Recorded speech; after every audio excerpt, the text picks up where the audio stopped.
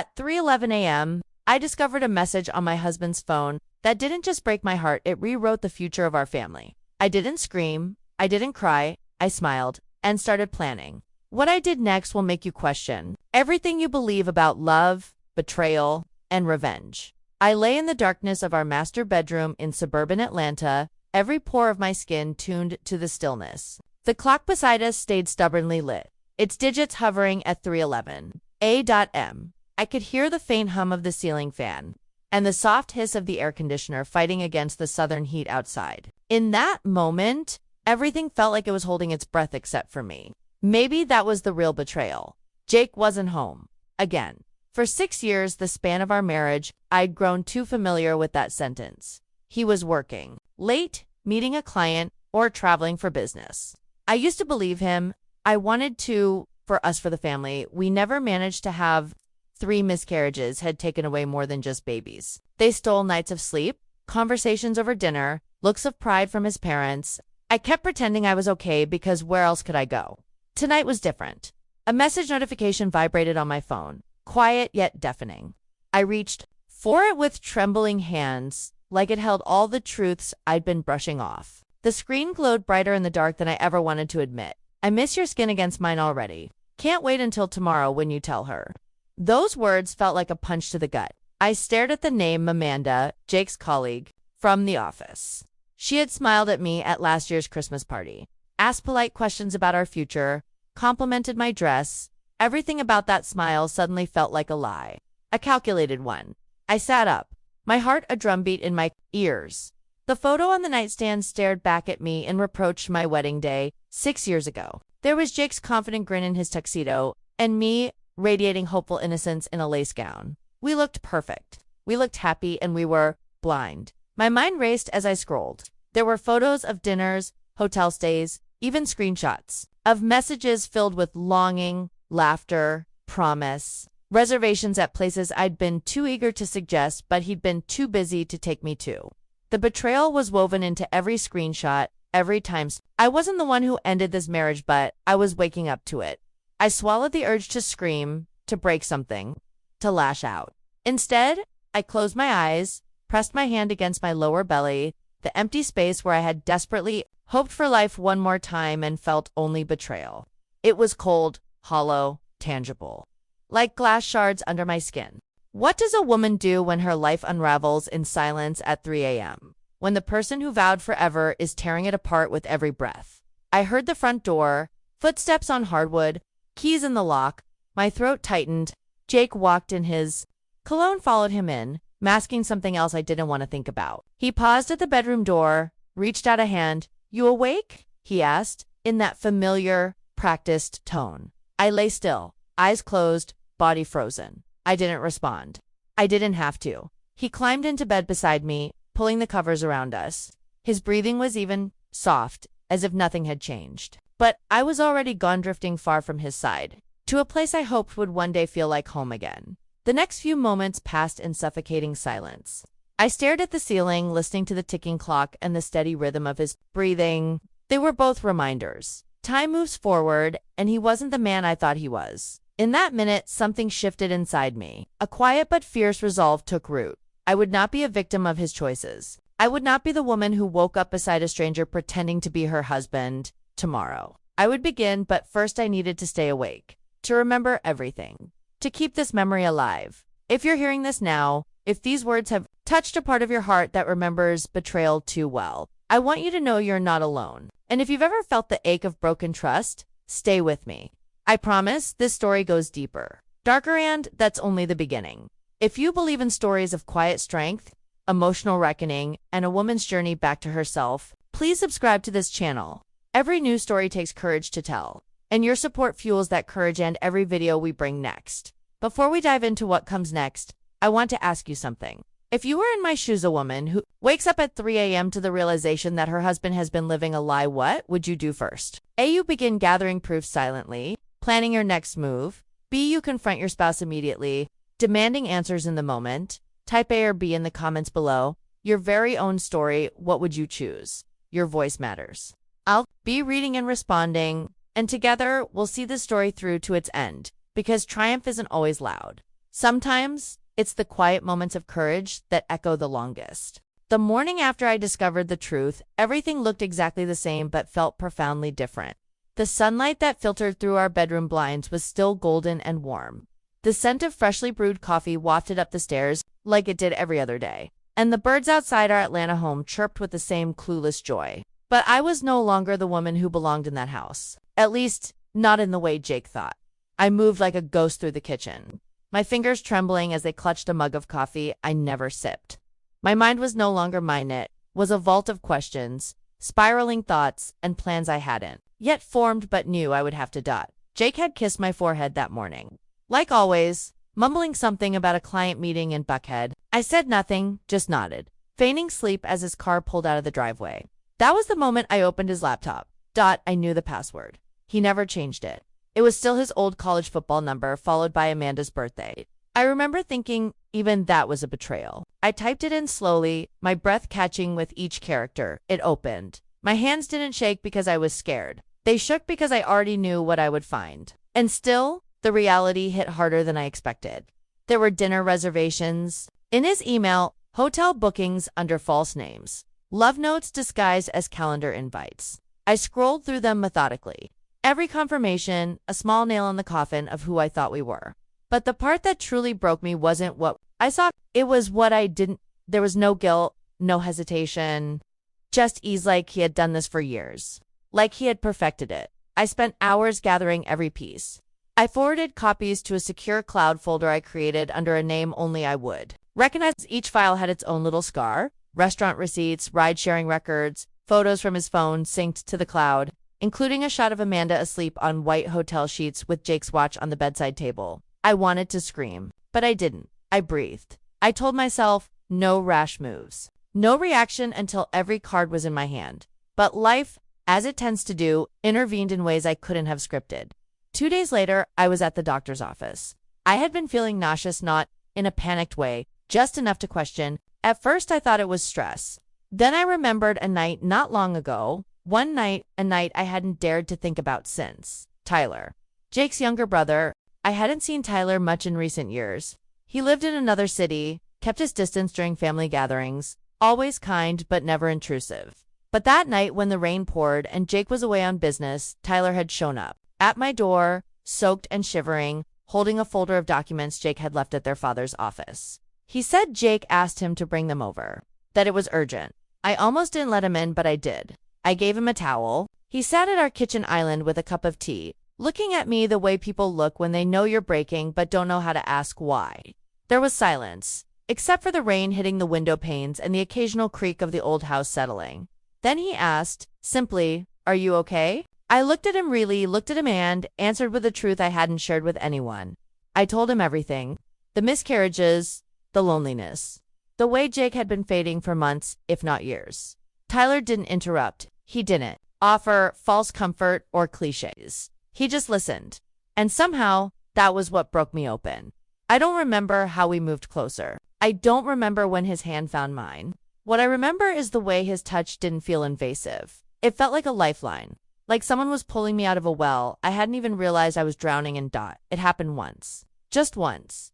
The next morning, we didn't speak of it. Tyler apologized softly, kissed my forehead like he was trying to undo something sacred, and left without another word. I thought it would vanish with time, that I could fold it into the silence like every other pain I'd hidden. But the test was positive. And I knew with absolute clarity this child wasn't Jake's. I sat in my car outside the pharmacy for nearly an hour.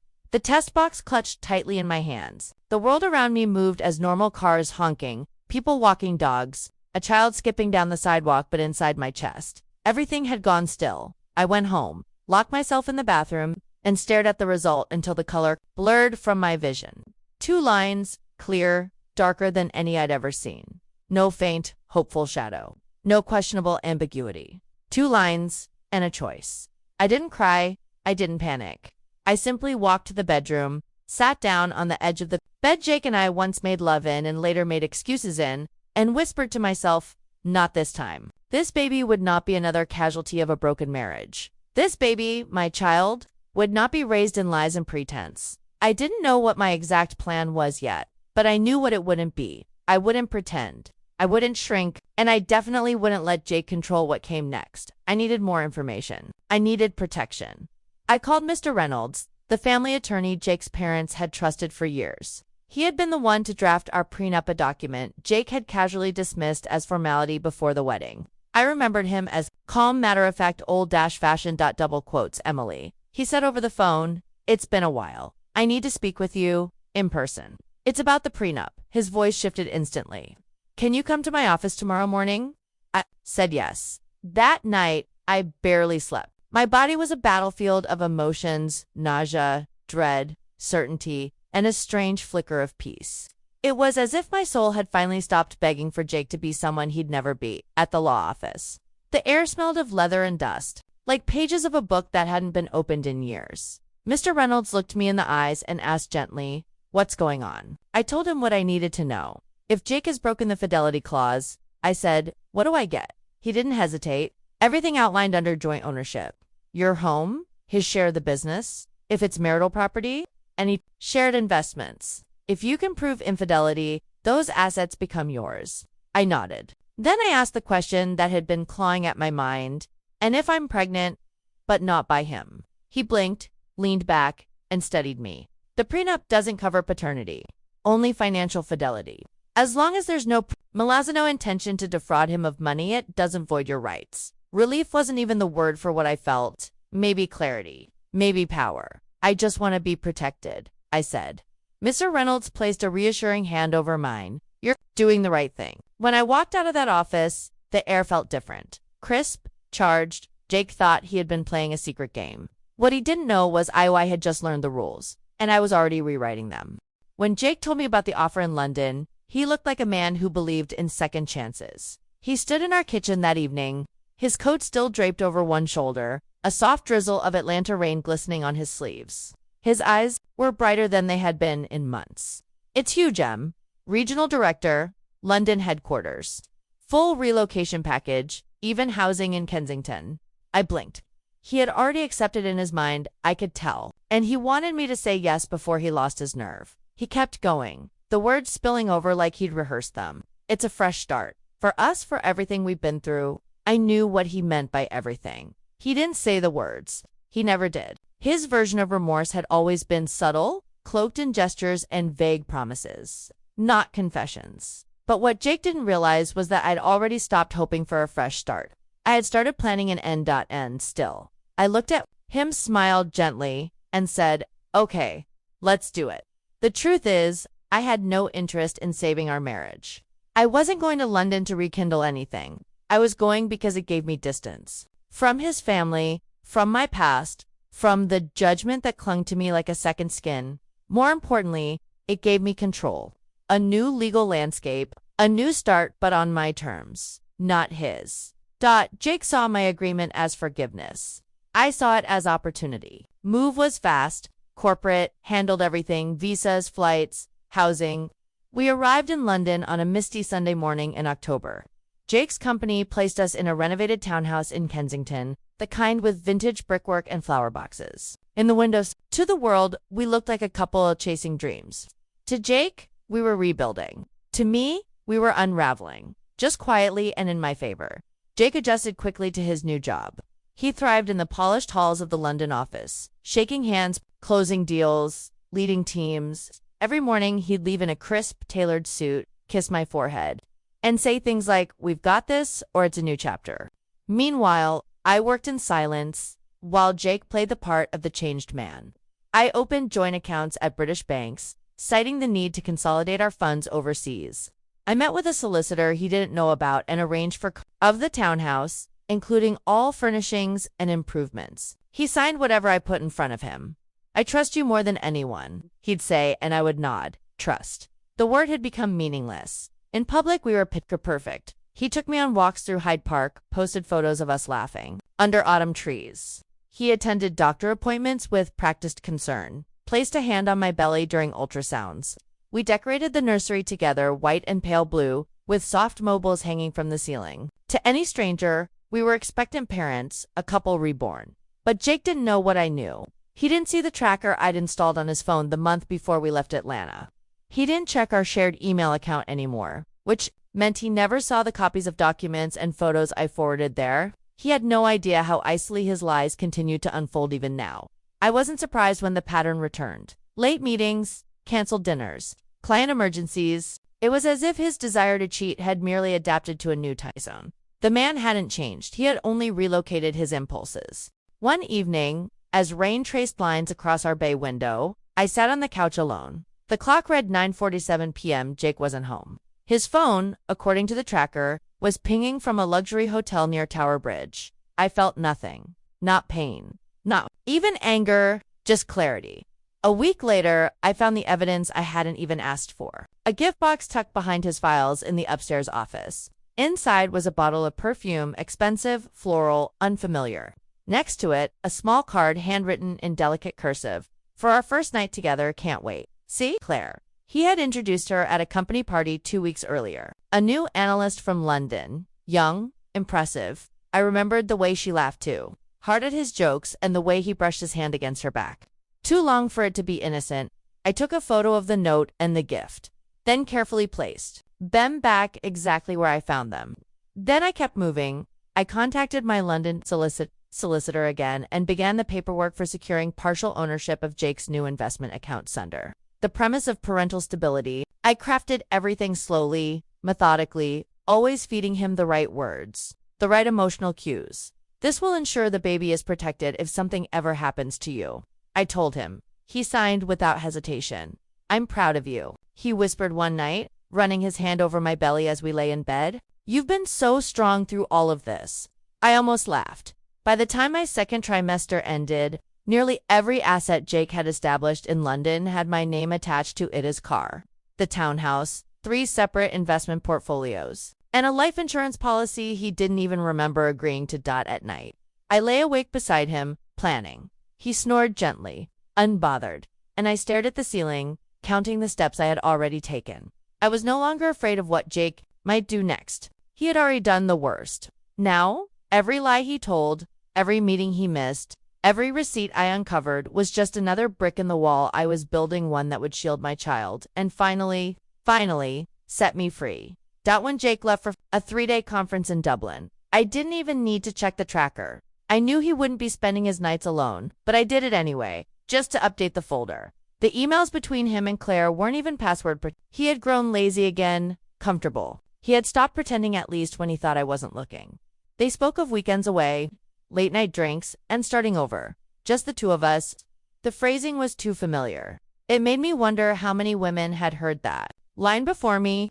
Or maybe we were all the same woman, in Jake's mind, interchangeable, disposable, forgettable. But I was none of those things. I was calculating, I was quiet, and was almost ready. There was only one more piece I needed to secure: the final draft of my own freedom. The legal foundation had been laid, the documentation complete. I had leveraged concrete and undeniable.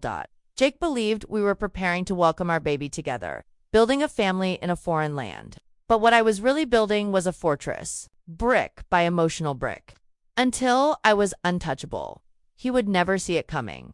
And by the time he did, it would already be over. The first snow of winter had begun falling by the time Jake came down the stairs.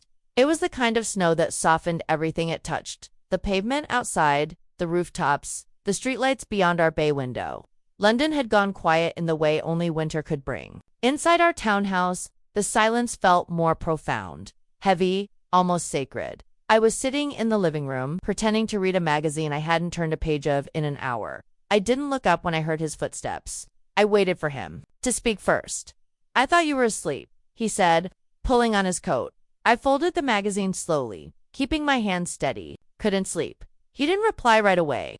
Instead, he moved toward the mirror in the hallway, adjusting his tie with that same confidence I'd watched him wear for years. It had once charmed me. Now it felt like a costume. The tie, the coat, everything about him was curated.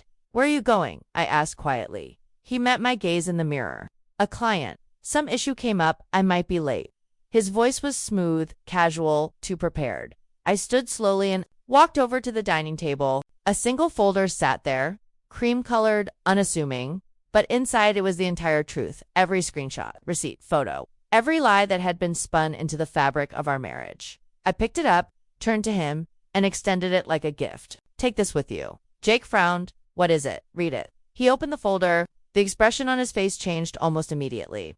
Page by page, his fingers slowed, his lips parted, but no sound came out. I saw the exact moment when he realized this wasn't just suspicion. This was proof. Meticulous, undeniable dot photos of him and Claire entering the hotel together, her hand on his chest. Dinner receipts from places he'd never taken me.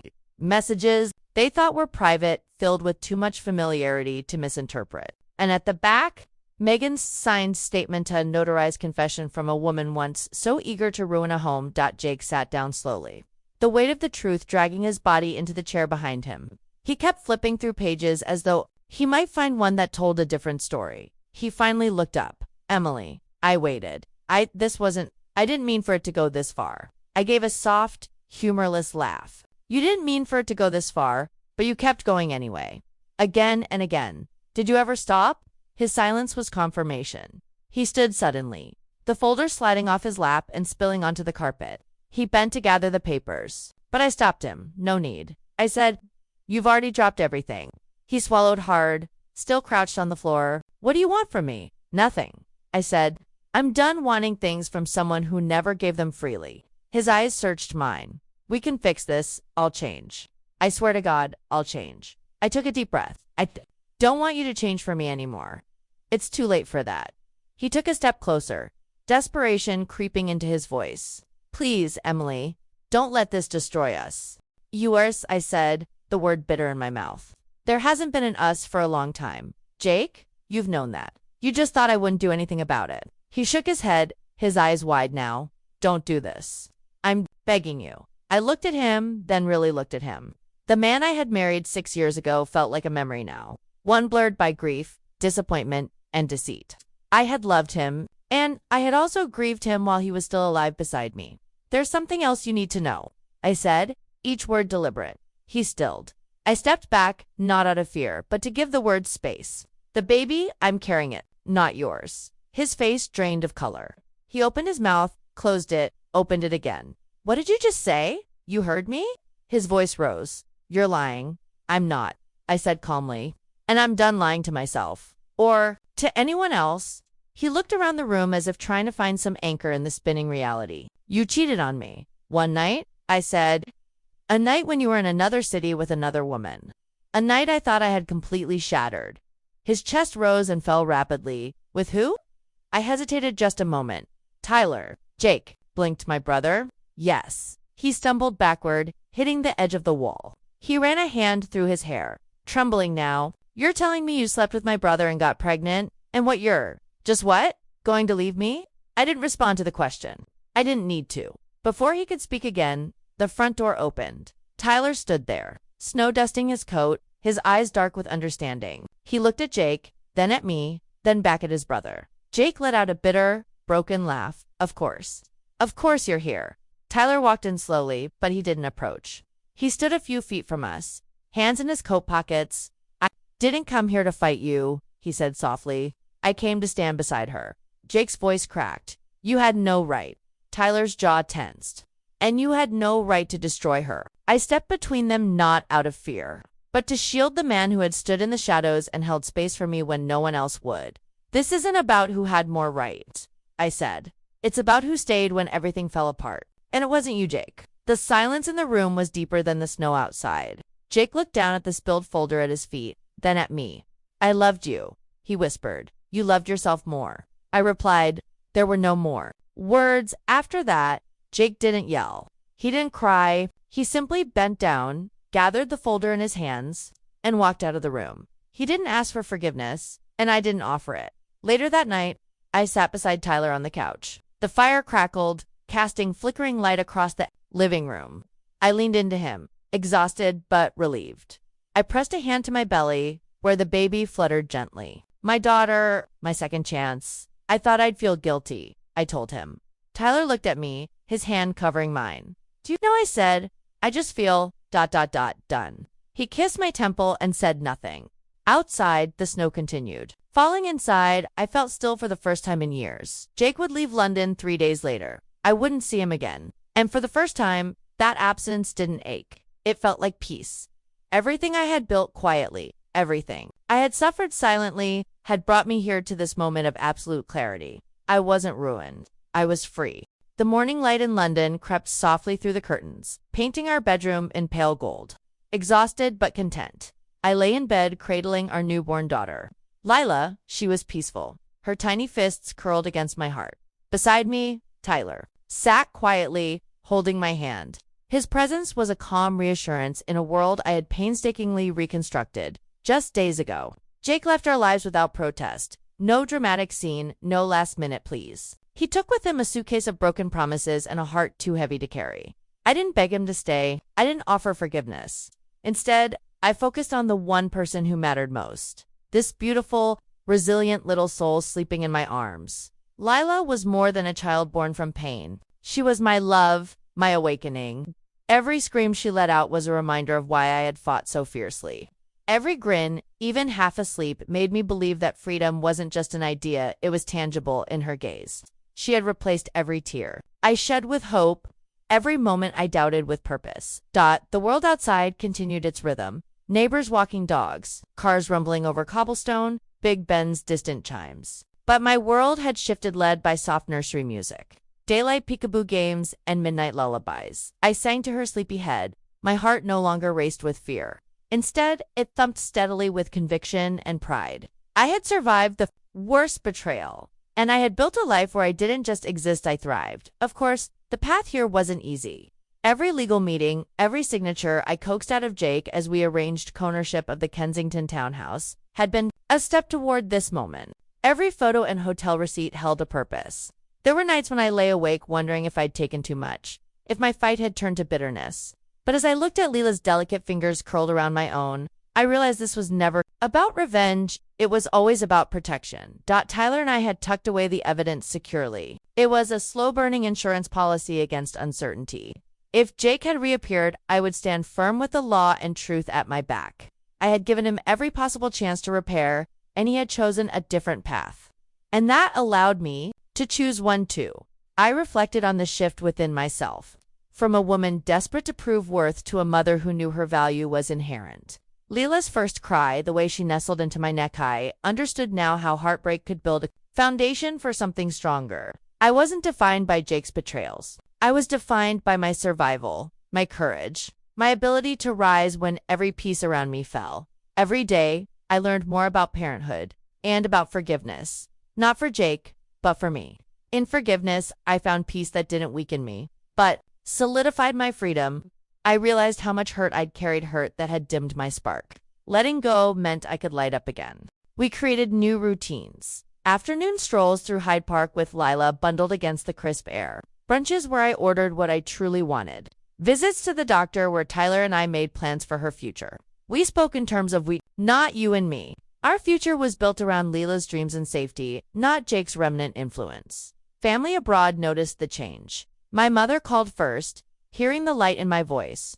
"She sounds like you," she said. My heart soared. For the first time, I didn't cringe at the thought of being my mother's daughter. Instead, I basked in it. My father, distant 4 years, sent an email. "Welcome home."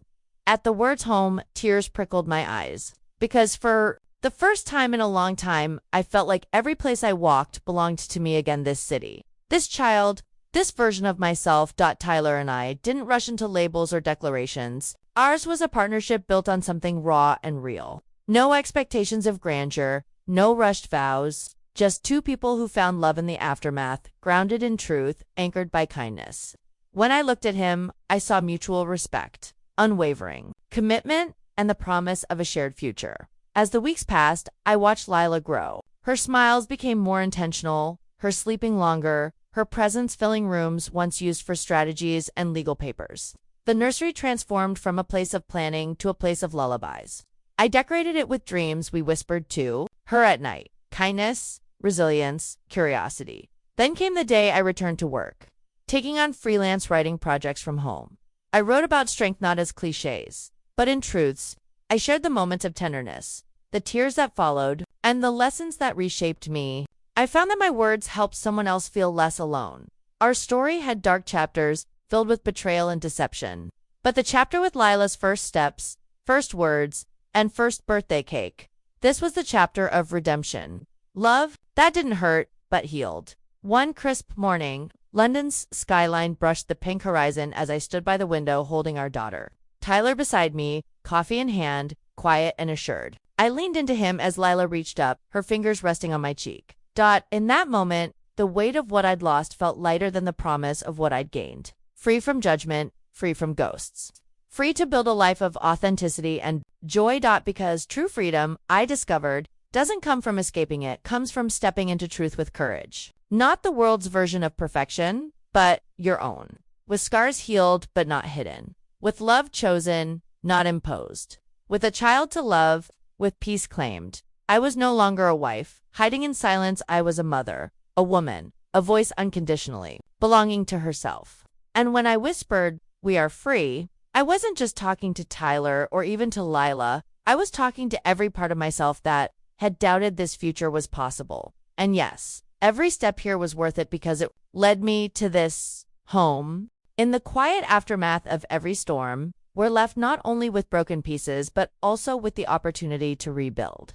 Emily's journey was never about vengeance or even justice in its traditional sense. It was about reclaiming what had slowly been stolen from her over years of silence. Her voice, her worth, and her power. She didn't erupt in fury or fall apart at betrayal. Instead, she chose clarity over chaos. She chose strategy over screams. She chose to protect what was left of herself and plant something new, something sacred. What we often forget is that strength doesn't always look like fire. Sometimes it's quiet. It's found in the way a woman learns to listen, again, first to her instincts, then to her heart. It's seen in the hours she spends gathering truth while everyone else is pretending. It's the weight of restraint when she has every reason to explode. Emily's story reminds us that dignity isn't just surviving what's done to us, but how we respond when we're given the power to act. And yet, perhaps the most powerful transformation came not from what she exposed about her husband, but from what she discovered about herself, that she was capable of love again, that she could be soft and still be strong. That motherhood wasn't a loss of identity, but a rebirth into one forged through truth, pain, and courage. The lesson we carry forward is this: we are allowed to outgrow our suffering. We are allowed to leave behind the versions of ourselves that were built only to endure. Instead, we can begin to build lives meant to thrive. Lives rooted in honesty, compassion, and intentional boundaries. Whether we're healing from betrayal, escaping toxic patterns, or simply learning to listen to that inner voice again, we owe it to ourselves to write the next chapter differently. Ask yourself, where in your life have you stayed silent, hoping things would change on their own? And more importantly, what might happen if you chose today to act? Because the truth is, your freedom won't come when others choose better. It will come when you do. Now, I'd love to hear from you. If you were in Emily's position, what would you have done after discovering the betrayal? Leave immediately and start fresh. Stay silent, plan carefully, and gather everything needed before making a move. Please drop your answer or be in the comments. Your thoughts might help someone else who's in a similar situation find their own clarity. And if this story moved you, inspired you, or made you think deeper about your own strength, please subscribe to the channel. Your support helps us continue creating more stories that matter, and your presence reminds us that truth and healing are always worth sharing.